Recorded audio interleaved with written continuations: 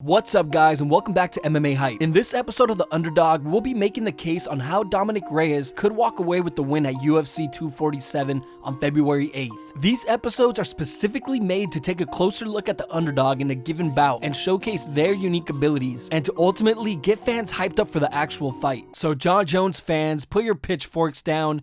We like him too. He's just not the underdog. Okay, with that out of the way, we can get this party started. So to understand Dominick Reyes and his unique abilities, we have to take a look at how he's performed in his last few fights. Dominick Reyes is currently undefeated, and a lot of times this is a massive confidence boost mentally, solely for the reason that he has never tasted defeat in the octagon. And undefeated fighters usually come into the fight with the almost I can't be beat mentality. But in this case, it's not going to be much of a factor because he's going up against arguably the best fighter to ever enter the octagon, Jon Bones Jones, a man who's also undefeated in his own right. We all know that one loss on his record was complete bullshit. Let's take a closer look at the Devastator's last few performances and see where his set of skills shine. The first thing we're going to take a look at is the most obvious. The damn Falcon Punch of a straight left hand that Reyes possesses. He throws this punch with an insane amount of power and speed. This is his most powerful and versatile weapon in the arsenal, and he knows it. In fact, Reyes has so much confidence in this shot that he will actually walk away and know the fight is over if this shot lands clean. Most of the time, he walks away with a few seconds before the ref even steps in and calls the fight off. Jeez, man, talk about confidence. Now, I know Jones has ridiculed Reyes in the lead up to the fight, saying that all he has is a straight left, and that is it. I mean, hear it for yourself. Here's the clip. We all know the only way you can possibly win this fight is to catch me with the left. We all know that. I could submit you, I could out wrestle you, I can kickbox you to death. Bro, I'm gonna get you. I'm gonna get you, Dominick. All right, we'll see. You know it. We'll You're a one-trick pony. You're a one-trick pony. You think you know. Bro, we saw your highlight reel. It was straight left, straight left, straight left.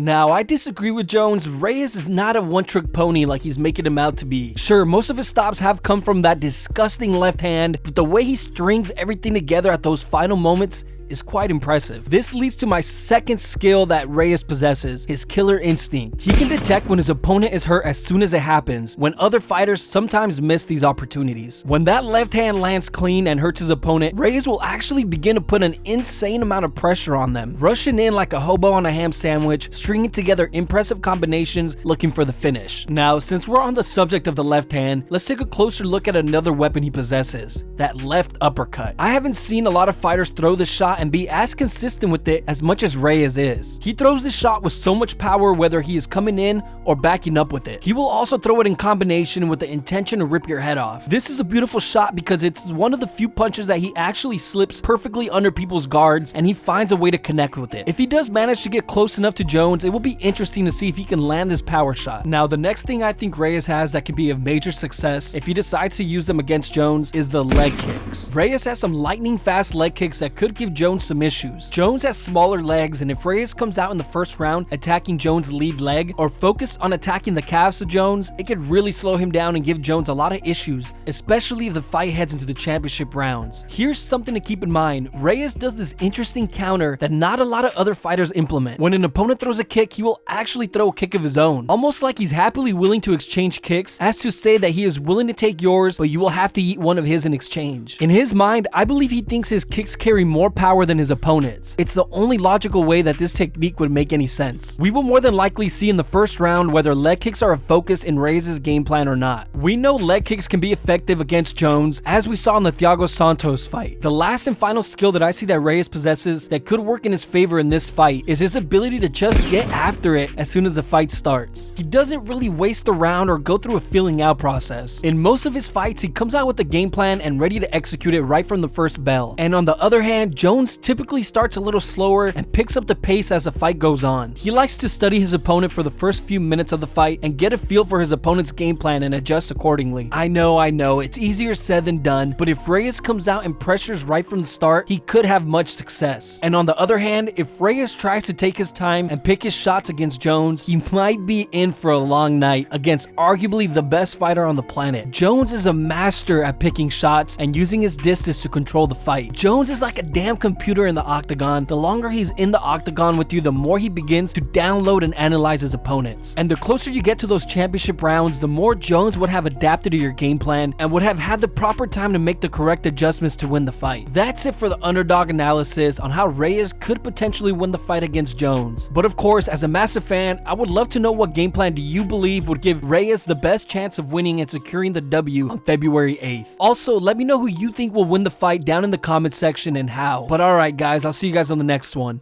Peace.